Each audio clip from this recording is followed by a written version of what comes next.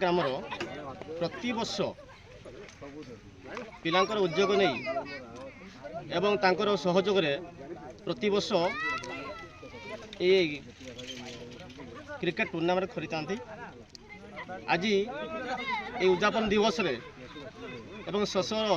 समय पाटणा ग्राम पंचायत आसीथिबा मुख्य अतिथि विजय रत्नपति एवं यही ग्रामर श्रीजुक्त रमाकांत नायक आरआई महोदय तो संगे संगे आम समाजसेवी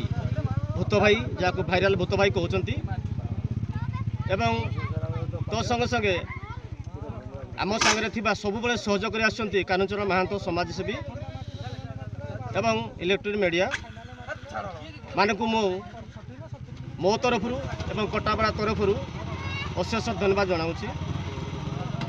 यही कटापड़ा ग्राम रे जो टूर्नामेंट खेल आयोजित होता है 16 दल टीम अंशग्रहण करते 16 दल आज शेष टूर्नामेंट थिला फाइनाल खेल थिला। यही फाइनाल खेल रे प्रथम स्थान अधिकार करछंती हमर बेगना दल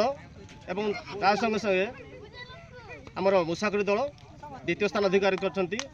तेणु 16 दल खेलाड़ी मानकु मो तरफ एवं आम कटाबड़ा तरफ अशेष धन्यवाद दे मोर वक्तव्य शेष करुछि। रमाकांत महांतो कटाबड़ा ग्रामर जड़े मो बासिंदा खेल आज फाइनाल मैच चला कौन कहे देखु यहाँ हूँ आमर माताणी कटाबड़ा माताणी यूथ क्लब तरफ प्रत्येक वर्ष जनवरी मसरे गोटे क्रिकेट मैच रो आयोजन करा जाय। सेहीपरि प्रत्येक वर्ष परी ए वर्ष मध्य आम ग्राम रे क्रिकेट पड़िया रे समुदाय 16 गोटी टीम भाग नहीं एवं यही क्रिकेट टूर्नामेंट रे समुदाय 16टी दल अंशग्रहण करथिले एवं सबु लीग पर्याय प्राय नॉकआउट थिला एवं आज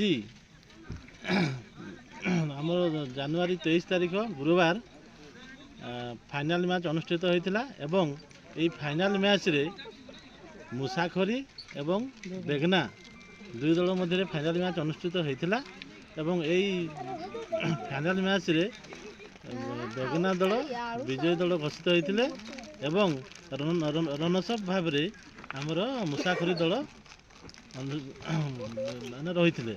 एवं फाइनाल दल को पुरस्कार राशि भाव में आमर 10,001 टंका एवं रनर्सअप दल को पुरस्कार राशि बाबद 7,001 टंका एवं ता संगे आमर ट्रॉफी प्रदान करा जायतिला। धन्यवाद।